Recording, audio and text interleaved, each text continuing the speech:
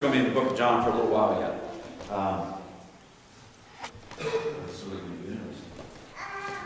That's not doing anything. Okay. We are going to rely on my faulty memory for a lot of stuff. Well, God has a real great sense of humor. John chapter 18. We're going to go about halfway through John 8:18 today. I know that just says verses 1 through 6. That's just for the first part of it. John chapter 18 we talked last week, we talked about Jesus talking about love and praying for us and praying for all the disciples. And, oh, it's so wonderful and great, that intercessory prayer. Unfortunately, this is where he gets arrested. And that's what we're going to talk about. We're going to look at the portion of being arrested and a couple of things in here. And then next week we'll actually look at the trial portion of this, if you want to call it a trial. That's what we say it is. The railroad is what it was. Praise God. So. And we're going to use the message for the most part of this, and then we're going to flip to the NIV. There's really no difference. So the wording is almost identical. I mean, there's a couple words that are off, and instead of saying guards, I think the NIV says officers, so it's not that big a deal. But let's look at the first few verses here. And it says, maybe, Jesus, having prayed this prayer, talking about that intercessory prayer that we looked at last week, left with his disciples and crossed over the brook Kidron at a place where there was a garden. We know that garden to be the Garden of Gethsemane. He and his disciples entered it. This is pretty important because Jesus did this on a very regular basis. I mean, we kind of know that. We've talked about it before. We've looked at it before. But, when Judas left, he knew exactly where Jesus was going to be.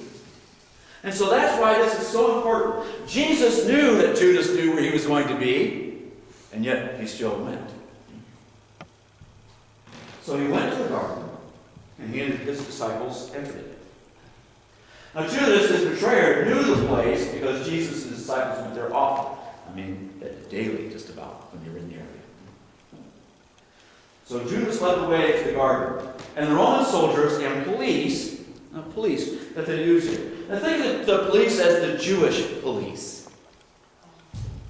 This is important too. The Jews and the Romans didn't normally work together. And yet they're coming together to arrest Jesus. Now we're going to see that the Romans kind of stand back for a little bit. They're there basically to make sure that the crowd doesn't come in and free Jesus and let that take off that way. So here they are. So Judas led the way to the garden, and the Roman soldiers and the police sent the high priests and Pharisees, the police sent by the high priests and Pharisees, followed them. They arrived there with lanterns, swords, and torches. This was the normal way that they were going to fight at night. Now, they didn't do like we do now. Stealth. I mean, they brought torches. They wanted to see what they were going to be able to do. We Americans do things. I mean, that was what the problem they have with the Civil War, the war between the British and us. The British talked about how we were just guerrillas. We just in the trees and stuff. Well, anybody's going to put a big red suit on and a white cross across it. You bet I'd be aiming for that puppy. Huh? Okay. I watched American Sniper last night, so I'm trying to.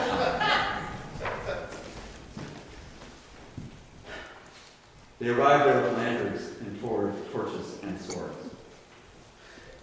Jesus, knowing by now everything that was coming down on him, I mean, you can't fool the Son of God.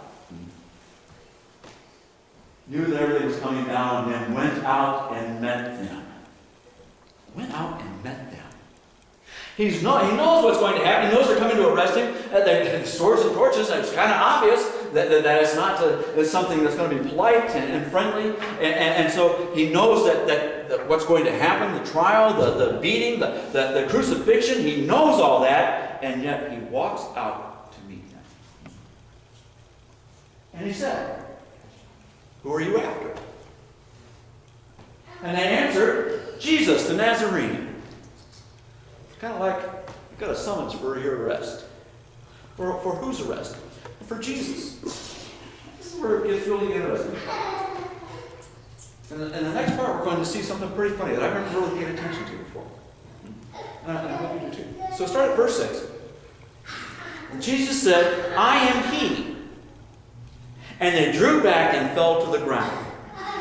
Now, we've read that in other places where they fall on their face, huh? They fall on their... So Jesus comes out there. They're all buffed up, pumped up, and ready for a big battle. And Jesus comes out to her and says, oh, who are you looking for? We're looking for Jesus the Nazarene. He goes, oh, that's me. I've never seen that on a show of cops. Have you? When they knock on the door and say, we're looking for so-and-so. Well, they don't live here. That's not me. I didn't do anything. Huh? Jesus says, that's me. What's the problem?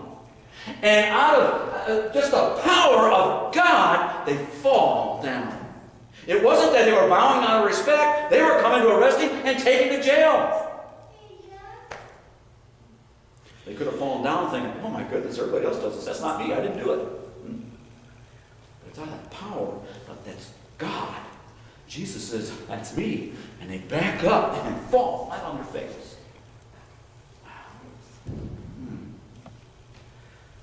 There's a passage in the book of Psalm. Matter of fact, it goes like this, and we don't know. It could be referenced to this. A reference to this. Psalm 27, verse 2. And it says, when the wicked advance against me to devour me, it is my enemies and my foes who will stumble and fall. Think about that. Those that are coming to devour him, those that are coming to beat him, those that are coming to hang him on a cross because he did absolutely nothing but help and love people, are going to fall and stumble. Wow. I think that's awesome. Back to John, chapter 18. Jesus asked again, who are you after? And they answered, Jesus the Nazarene. I told you. That's me. I'm the one. So if it's me you're after, then let these others go. Jesus had just been praying for his disciples. And now he's saying, okay, let's not have a big battle here and a fight. If you're after me, I'm ready. Go ahead and take me. But let these other guys go. Because you just said, I'm the only one that you're looking for. Wow. This validated the words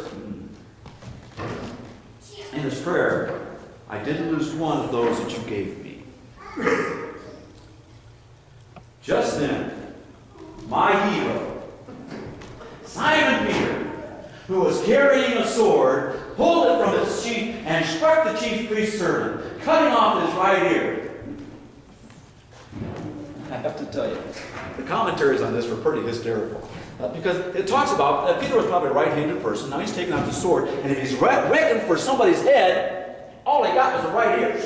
You know, so he's missed them completely. He's swinging for all these words, and he's going to take a one-man army.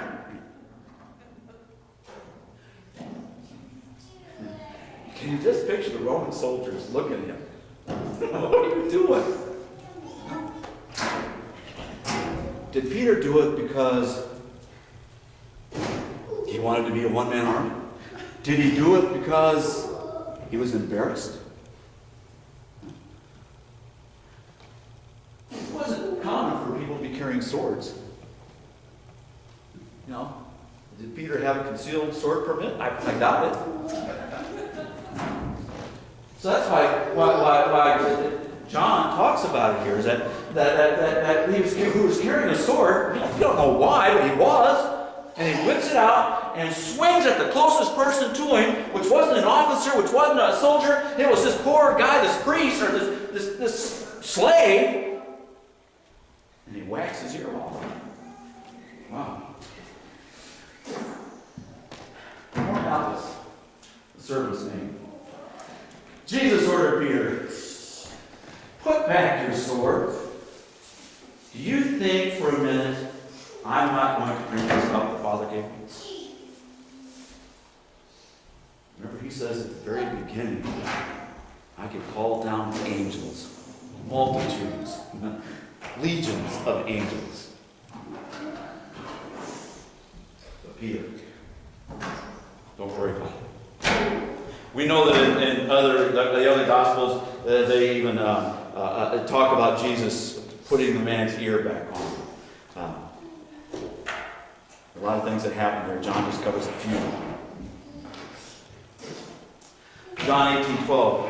Then the Roman soldiers under the commander, joined by the Jewish police, seized Jesus and tied him up. Like I said, they tied him up, and the Romans did this because they knew if the Jews did it, that the regular population would just come unglued. And they took him first to Annas, father-in-law of Caiaphas. Caiaphas was the chief priest that year.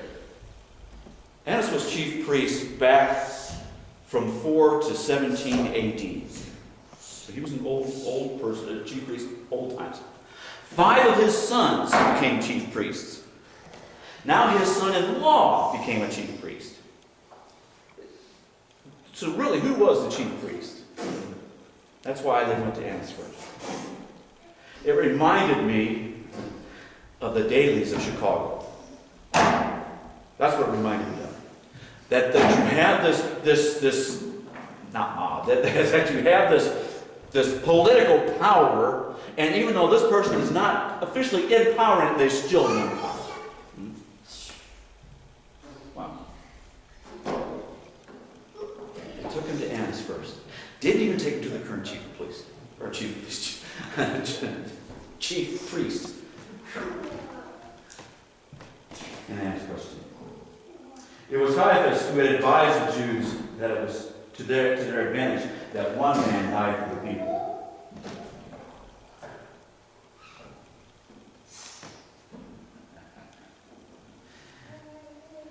This thing sends me gold notes all the time. Simon Peter and another disciple followed Jesus. Okay, I want you to stretch your imagination here a little bit. And I'm not saying this is what it is, because it made me stretch my thought process a little bit. It is believed, it is attributed to John, this gospel. There's a lot of controversy because the way that it is written compared to like Revelation, there's quite a bit of difference. But we still call it the Gospel of John. I want you to think for a minute that maybe it's not the Gospel of John. Or that John may have written it, but maybe he is writing it about somebody else here. And I'm going to get you to stretch in a second when we think about this. Simon Peter and another disciple, did not say the disciple that Jesus loved. Another disciple followed Jesus. That other disciple was known to the chief priest. What other disciple was known to the chief priest at that time? There was a disciple that had seen the chief priest just hours before. Mm-hmm. Judas. Just bear with me. That other disciple was known to the chief priest, and so he went in with Jesus to the chief priest's courtyard. They knew about him, they knew him, he'd been there, he was just there, he picked up 30 pieces of silver, and now he's coming in to see, he's following Jesus. Almost makes sense. Hold on. Peter had to stay outside. Why? Because they didn't know who Peter was. So Peter stayed outside. Then the other disciple went out, spoke to the doorkeeper, and got Peter in. He spoke to the receptionist, basically, because it talks about a female at the doorkeeper. So this other disciple, who is nameless, went out and talked to the person who was at the door and says, well, you know me. Well, yeah, you just came and betrayed Jesus. Well, yeah, this is one of the other guys that was with me. Let's go ahead and let him in too. So we got Peter in. It starts to make a little more sense, possibly here in a second, if I can get this all in. The young woman who was the doorkeeper said to Peter, Aren't you one of this man's disciples? To which, of course, Peter says, No, I'm not. The servants and police had made a fire because they were cold. They were huddled there, warming themselves, and Peter stood with them, trying to get warm.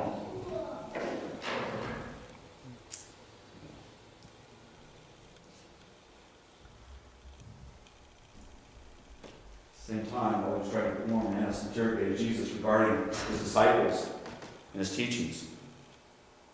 And Jesus answered, I've spoken openly in public.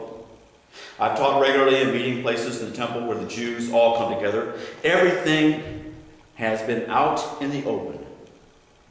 I've said nothing in secret. Everybody can check. So why are you treating me like a conspirator? Question those who have been listening to me. They know well what I have said. My teachings have all been above board. We know in some of the other Gospels that it talked about that they already had people lined up that would say what they wanted to say. Then he said this. When he said this, one of the policemen standing there slapped Jesus across the face, saying, How dare you speak to the chief priest like that? And Jesus replied, If I've said something wrong, prove it. But if I've spoken the plain truth, why this slapping around? Then Annas sent him, still tied up, to the chief priest Caiaphas. Here's where I want you to start really stretching that Judas thought process. Meanwhile, Simon Peter was back at the fire, still trying to get warm, and the others there said to him, Aren't you one of his disciples? And he denied it. Not me. One of the chief priest's servants, a relative of the man whose ear Peter had then cut off. No, Peter, you can't get away from this, man. Didn't I see you in the garden with him? And again Peter denied it. And just then, the rooster crowed. I want you to look at Luke 22, verses 61 and 62. The Lord turned and looked straight at Peter after the rooster crowed. Okay. Then Peter remembered the word the Lord had spoken to him. Before the rooster crows today, you will disown me 3 times. And he went outside, and he wept bitterly. I don't know how many times I've read that. And I always think that he kind of gives Peter that look that I always would give Josh, See, I told you what you... The look that Jesus probably gave Peter is one of, I forgive you. And that's what tore Peter up. And he went outside and wept. Could Judas, since he was right there with Peter, have seen that look also? Could Judas have been the disciple that got Peter in, and they were both standing there, and when Jesus looked at them, Judas saw that same look? Because we know that Judas asked for forgiveness when he threw the coins away. And because he could not handle what he had done, he hung himself. Wow. It's something we're thinking about.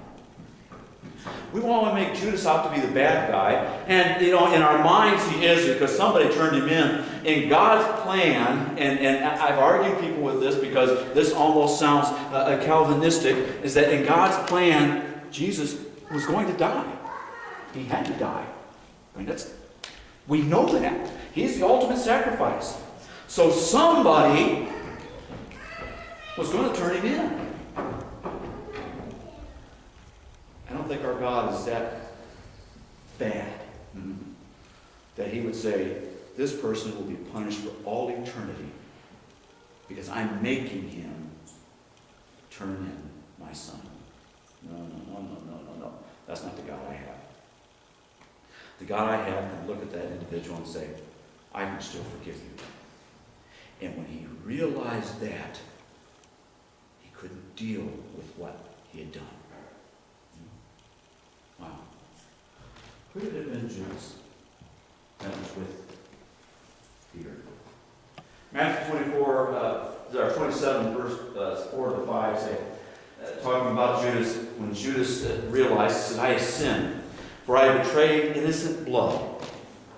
What is that to us? They replied, talking about the chief priest. That's your responsibility. So Judas threw the money into the temple and left. And he went away and hanged himself.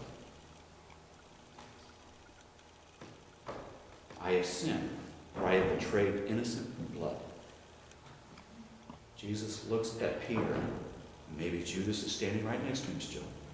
Sees that look. It wasn't a look of, I'll get even. It wasn't a look of, you'll pay for that. It was a look of, I forgive what you have done. And Judas goes back into the temple courts. Says, I can't take this. Take your money back. They say, not our problem. You said you would do it for this money. We don't want it on our hands. You take it. And he throws the change in. He goes out and hangs himself.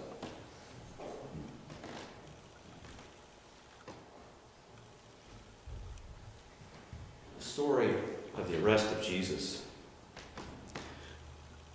we just kind of take it for granted. We read it.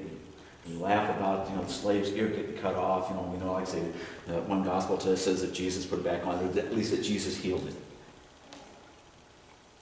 Nobody seems to be too upset about it later in the day. One of the friends or a relative of that person says, yeah, Peter, I thought I saw you out there. So that means it was more than just a few cops, more than just a few Romans. And that's why they sent the Romans, because there was a large multitude that went out there, because they knew what was going on. They knew what was happening. We laugh at Peter doing that. We cry with Peter when he realizes that he denied Jesus 3 times. Peter's my hero. He really is. He's a man's man. Makes all kinds of mistakes. And is still forgiven. Judas gets blamed for everything. You're a Judas. Wow. And yet, maybe he asked for forgiveness too. I wonder how many people are shocked when they get to heaven and see him standing there. I thought you. And Jesus steps in and says, my blood was spilled for everybody. All they had to do was ask for forgiveness. Wow. We condemn a lot of people instead of going out of our way to help those that are in need, like the patients of Larissa, like the homeless man that the police officer was eating with. Wow. Those are things that Jesus would do. Jesus wouldn't say, get a job. Here, let me feed you. Maybe you'll get a little strength and maybe you can do something. But to just ignore him doesn't work. Next week we're going to look at the so-called trial. Doesn't go much better for Jesus than this. It gets worse from here. So, why don't we go ahead and stand and we'll get out of here a few minutes early. Father God,